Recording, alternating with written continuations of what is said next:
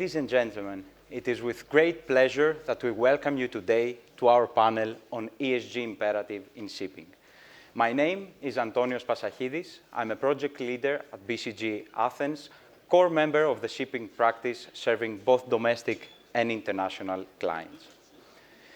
It's a fact that our planet is at a significant crossroad, facing unprecedented challenges, including also the imminent need for decarbonization.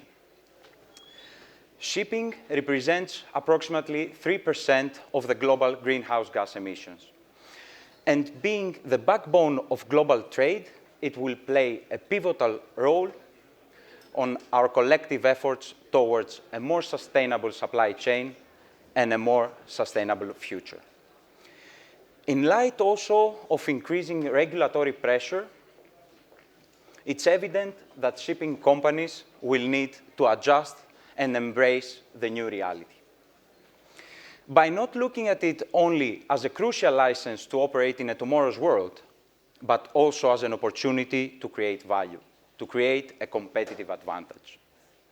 Here with me today, I have selected executives from the industry, from leading companies in the sector, that will share their views, their challenges, the opportunities they see when trying to implement the ESG strategy in their day-to-day operations. Charis Plakantonaki, Chief Strategy Officer at Starbulk, David Watts, VP at Signal Maritime, Alex Hadjipateras, Executive VP at Dorian LPG, Mr. Nikos Gkezepis, CFO, Neptune Lines, and Peter Jameson, partner at BCG Copenhagen office and topic lead on climate and sustainability in shipping. Thank you all for being here. And Charis, I would like to kick off the discussion with you. We can all agree that shipping companies are already taking steps towards the right direction, and especially when it comes to decarbonization. According to McKinsey-Moller Institute, majority, let's say, of the large shipping companies, so far, they have made pledges in line with the IMO or other net zero commitments. However, if we compare them with other high-emitting sectors, we can still feel that they are lagging behind. In your view, what are the key challenges? What are the barriers that limit the, let's say, adoption of decarbonization in shipping companies? Thank you, Antonis, and hello, everyone. You mentioned the word challenges, and I think challenges is the right word to describe decarbonization in the shipping industry. And to answer your question properly, Antonis, I think we have to break it into two phases. One is the short and medium term challenges ahead of us, and then also what is the longer term ambition of the industry towards 2050. Now, looking at the short and medium term, as an industry, we have a target to reduce the carbon intensity of the carbon fleet by 40% by 2030. And in order to reduce the carbon intensity, first we need to know, as an industry, how much our vessels are emitting. Therefore, we need to monitor the performance of the vessel, to understand the fuel consumption of its vessel, in order to be in a position to take steps and improve on that. This means for shipping companies that we need to have systems, we need to have onboard equipment, we need to have the right people that will be monitoring accurately the performance of the vessel, how much it is consuming, in order to be in a position then to improve on that. Then the second challenge is, how do you go about improving the energy efficiency of your vessels? Thankfully, today, there are a number of solutions in the market. We have technical solutions like energy-saving devices, engine power limitation.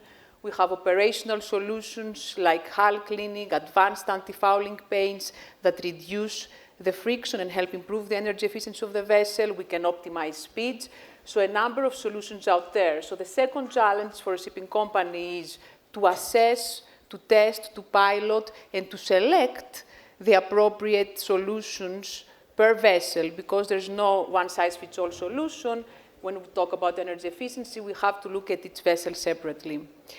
And both of these challenges, so both vessel performance monitoring, but also improving the energy efficiency of our fleet, is something that, of course, requires costs. Whether we're talking about capital expenditure, if we decide to retrofit, for example, a vessel with an energy-saving device, If we're talking about voyage optimization, we have to deploy new systems. When we talk about vessel monitoring, we need to have new people in the office in order to monitor the vessel and to take action. So this also increases your general and administrative expenses. Of course, these solutions, because you're in a position to reduce the fuel consumption of your vessels, they also have a payback period. Still, they require an upfront investment, and especially for shipping companies that are of smaller size, this is a challenge. So this refers to the short and medium ambition of the sector, but looking further towards 2050, we have a target to reduce the greenhouse gas emissions of the global fleet by 50%, and this is an ambition that may become even, let's say, stricter in the future, because there are voices in the industry that are calling for even a net zero target by 2050. Now, to get to that target, improving the energy efficiency of the global fleet is not enough. We need to see green technologies and green fuels coming into the market, and a lot has been discussed today also in previous panels. For example, carbon capture and storage on board the vessels. This is a very promising technology, but we haven't solved yet the challenge of in what form do you capture the carbon, how do you dispose of it, how much energy is required to capture the carbon.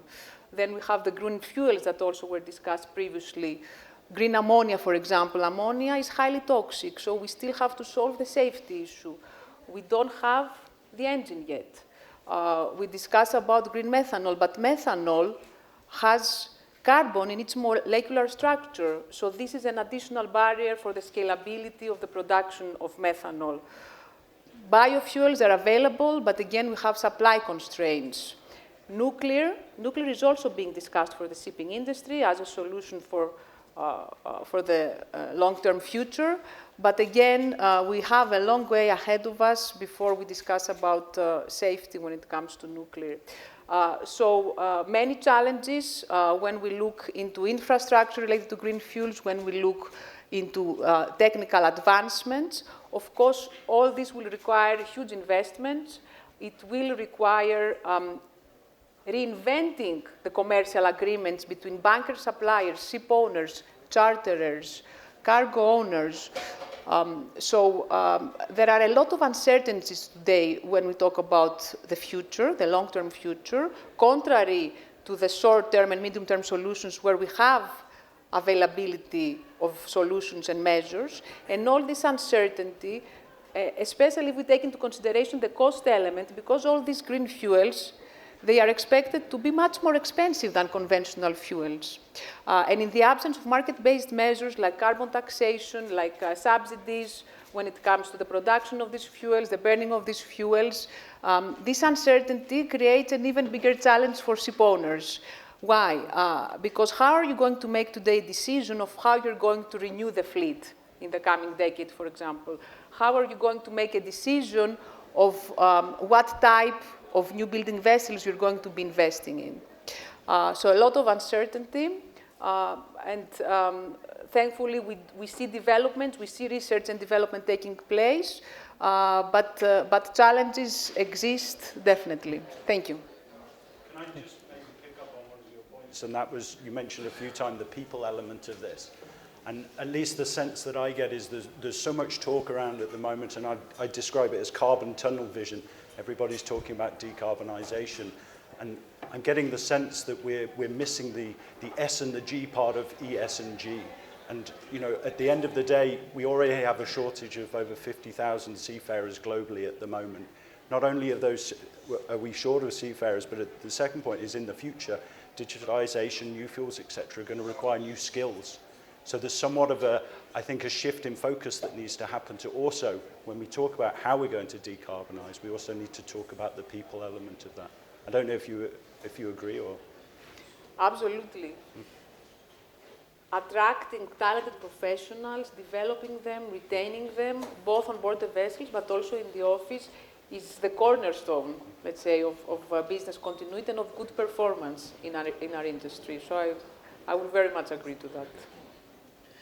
No, and I think it's a very interesting point, Peter, and I think we will come back to that, to our discussion. But echoing on what you said, Charis, on the challenges, I want to combine two elements. We discussed about new technologies, right? And we discussed also about investments required.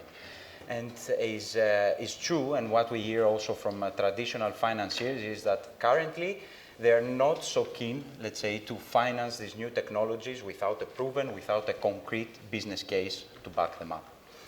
So, Nico, if I may ask, in your opinion, in your view, how can shipping companies overcome this challenge with financing, as Charis also mentioned? Yeah, thank you, Antonis. I think the financial challenges of ESG are undoubtedly high, especially for shipping. As you know, we're in an industry that has to face a lot of oftentimes conflicting regulations, both regionally and internationally. You know, there was a lot of discussion back when IMO introduced the carbon reduction targets, you know, what the cost to meet them would be. And we're now having a similar discussion around the European Union ETS system that shipping is going to be a part of from next year. But I think, you know, some study that was recently published estimates that the investment alone to meet IMO's targets would be in the range of $1 trillion. And if we're going all the way to fully decarbonizing the maritime supply chain, that figure could reach 1.9 trillion. And this only accounts for the investment predominantly to develop the fuels that are not there today, but also the downstream infrastructure and partially the equipment that's going to be needed on the vessels. On top of that, we have to account for the increase in the operating expense for our vessels. And that's estimated to be anywhere between 100 to 250 billion per year. So almost doubling our fuel bill today. Now, in terms of, you know, how to address this challenge, I am confident that, you know, ultimately the shipping industry can turn this into an opportunity. And there's primarily two reasons that back my optimism. The first is that, you know, when you look at the increase in the annual operating expense, that still does not burden the cargo being moved by more than 1% over a period of 20 years. So, and that's actually quite favorable versus today's inflationary environment. Just anecdotally, in our car carrier business, we estimate that the full introduction of the European Union ETS system will burden, on average, each car that we transport by less than 15 euros, which is nothing compared to the price of the car. So I think the cost is manageable. What's more challenging, and I come to the question about financing, is the alignment of incentives. But that's the second reason why I'm optimistic, because we recently went through a major regulatory challenge in 2020 vis-a-vis the sulfur content on marine fuel, which resulted in fuel becoming 50% more expensive. And the industry as a whole was successful in passing that through to the end consumer.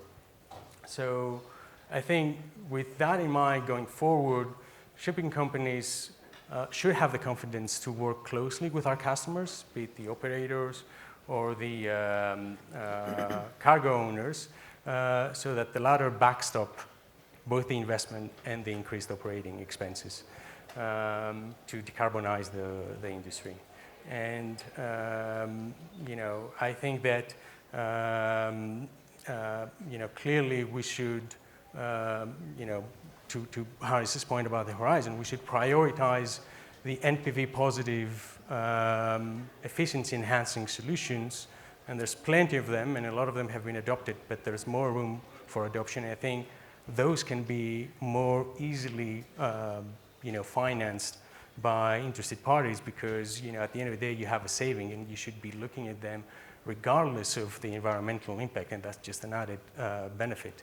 But I think, ultimately the really courageous decisions that have to do with switching to zero carbon fuel and to adopting technologies that are now being developed and they're not proven, they have to be in full alignment with all the key stakeholders, including, and perhaps more importantly, the end user. Because at some point, somebody will have to foot the bill. And I think, when we're only looking at a 1% increase in cargo value, then that's something that the end consumer can support. And that's something that you can build a business case around it. But, the environmental aspect of ESG is just one of the three aspects, right? So, when I look at, for instance, the social dimension of ESG, our industry is a truly global one and very inclusive at that. But I think there's one area where particularly we have a lot of room for improvement, and that is women representation, both onshore and, more importantly, on board our vessels. So I think when our industry executes on that, goal and tries to restore that imbalance, we also need to be mindful of remunerating these women fairly and equitably so that we don't see what we perhaps observe in other industries, which is a gender pay gap. But, another, financial, let's call it, challenge related with, the social aspect of ESG is, to your point, reskilling our crew members and ensuring their safety when we ask them to handle technologies like ammonia that, are quite dangerous, that we need to make sure that we achieve our environmental targets. But, I think ultimately, all those resources that are going to be allocated to that, for me, it's just, I tend to look at it more as an opportunity because ultimately they will result in our industry being, having a more thoughtful and more inclusive and a more innovative approach to solving problems. Yeah. Thank you very much, Nico. I think you touched many interesting points, and then thank you for this. For example, the financing, how stakeholders in shipping, they all need to work together, but also the social part coming safety first, right? But also the gender equality, which is a very important thing for shipping. Going now to another point, I think that we all understand that regulators, financiers, and investors, they're putting more pressure on transparency, but they also have more strict requirements on reporting. And one of the key aspects for transparency is the governance, the G part now here in front of us. Right, so Alex, I would like to ask you, given that also Dorian is also a listed company, right? How do you approach the governance topic within the company in order to ensure that you provide an accurate and timely reporting on your ESG commitments to your external stakeholders? Thank you, Antonis. So just taking a step back, I think picking up also on what Charis and the other panelists are saying, we view ESG not just as a compliance, but as an opportunity to differentiate and lead as a company. So to your point on governance, we look at using cross-functional teams. What does that mean? Maybe including teams from crew, safety, technical in how we're collecting the data. Perhaps teams that are not directly involved necessarily in the emissions reporting. But it's very much about educating and building a culture around ESG internally. But also top-down plays a big role. So in terms of some of the investments that are needed for the future, we also raise that to the board level. So we've created a special team that meets at least once a month, including at least one director, to listen to what are the latest updates, what is the sort of longer-term investment, maybe something that may not pay back immediately, but in the big picture, you need their voice involved in order to be able to understand how to create a successful strategy. I think that digitalization, which is another hot topic this year, plays a role in more accurate data collection. So we're able to more real-time check, revise, feed the data into different classification society systems. So rather than collecting and waiting until the end of the year, we can continually revise, and that enables better internal decision making. So I think the social and the governance are areas that we need to focus on, including the environmental, and really focus on the ousia, or the substance of what ESG is, because it's such a hot topic, such a buzzword. Sometimes we get lost in sort of the dizziness of this headline, and just train our people, train the crews, be it around cleaning, etc.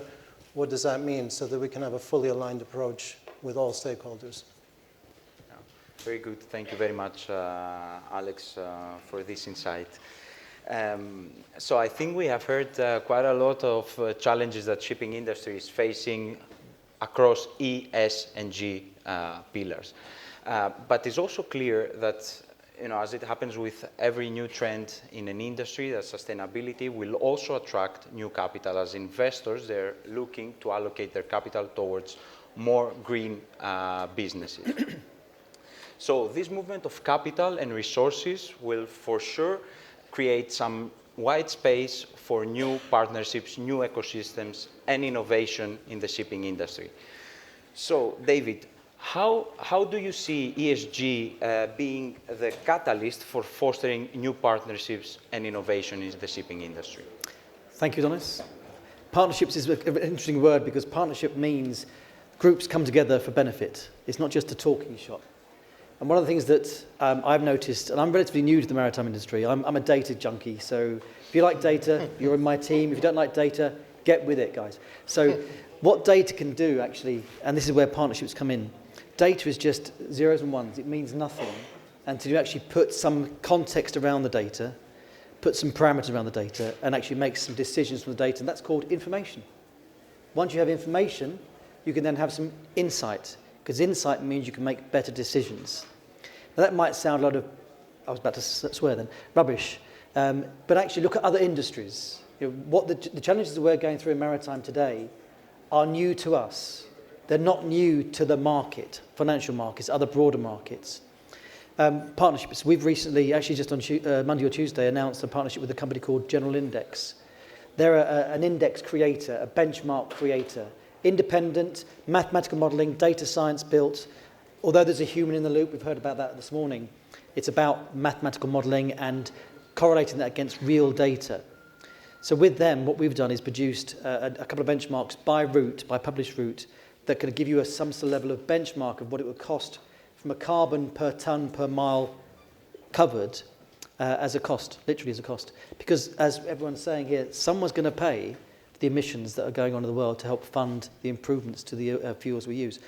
So partnerships, I think, are key, because it allows us to take the data that we collect, the information that we create, and use those partnerships to create the insight to allow charterers, operators, insurers, and other organisations to make more informed decisions. An insurance group came to us recently at Signal and said, although we run about 40-odd ships, we have data on lots and lots of ships. We have an estimated model that's been very highly regarded and audited by DNV.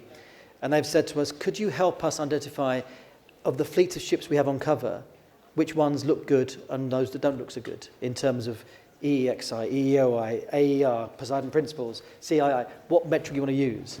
And we can do that. And when they pushed back and said, how accurate are you? We're as accurate as we can be given the estimates that we have. If your owner says that's wrong, tell us, because we can always improve the model accuracy.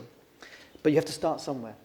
Giving people a level of information, either directly or through a partnership, is that first step to creating that level of insight and hopefully availability of data.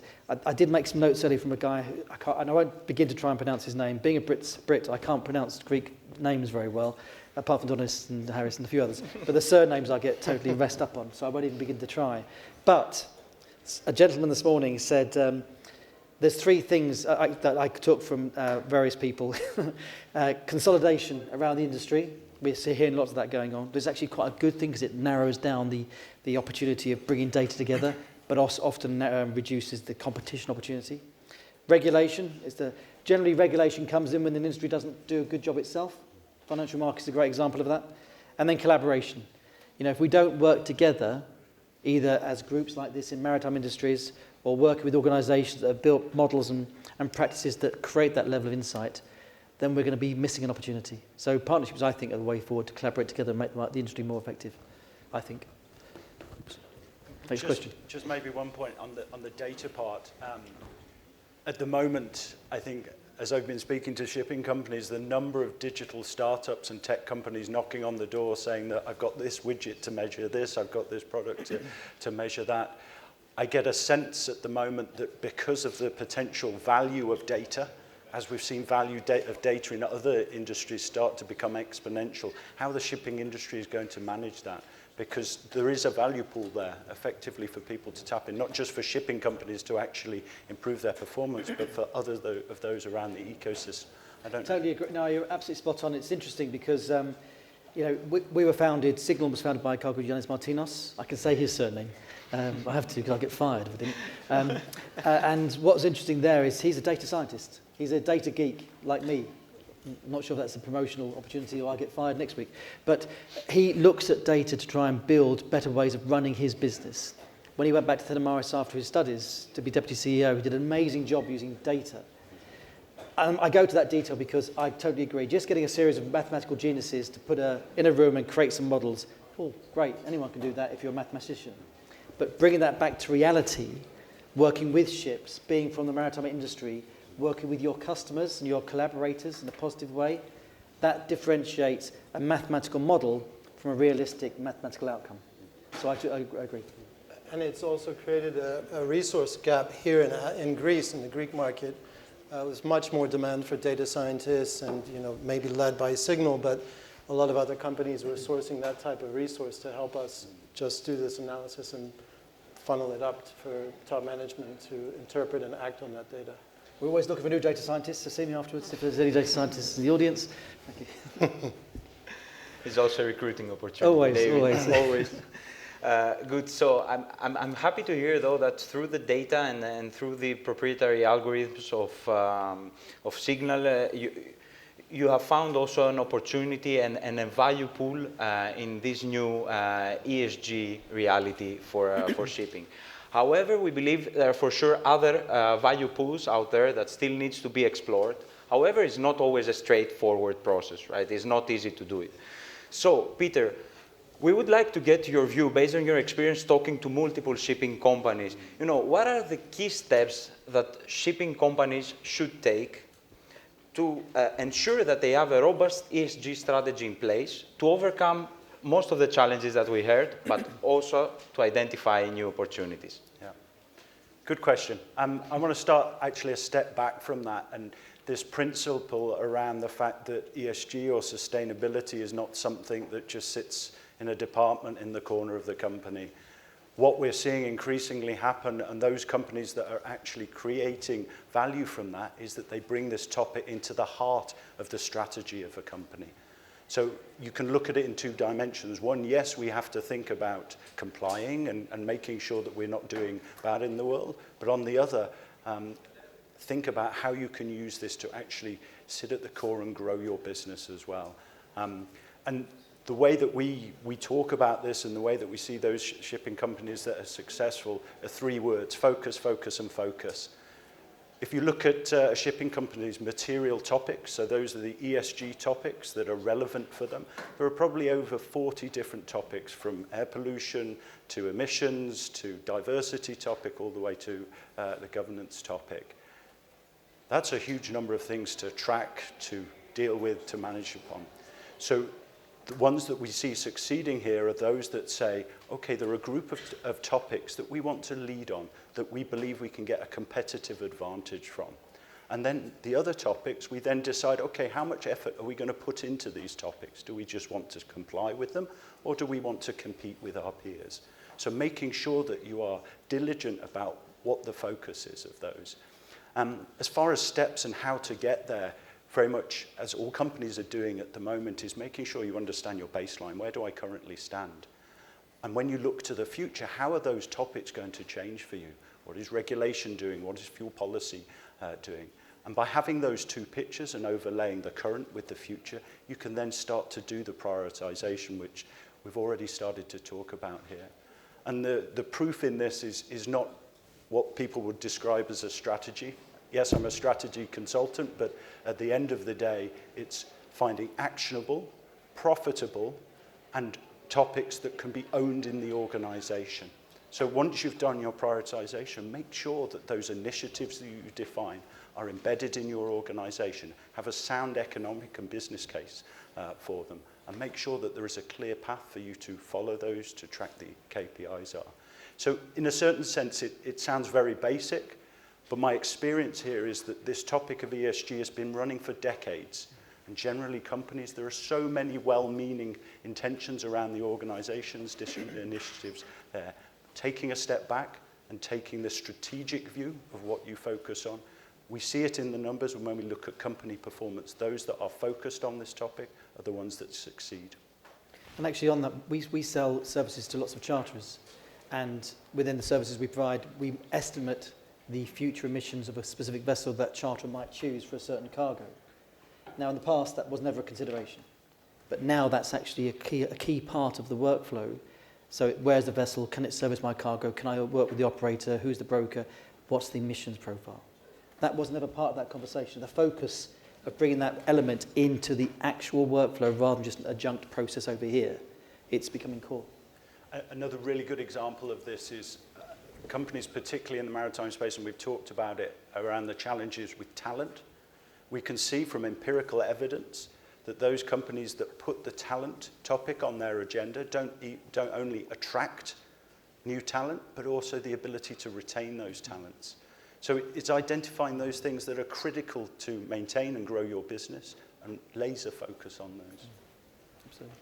Yeah, no, and I think it's very important, and Peter, I have a follow-up question on this, right? Because we talk about strategy, defining the strategy, doing the prioritization, having a clear plan in mind, but how can shipping companies proceed with implementation, right? How we can ensure that we have the strategy in place, but we're following it, and it's not parked somewhere on our office, on our desk, and that's it. Yeah.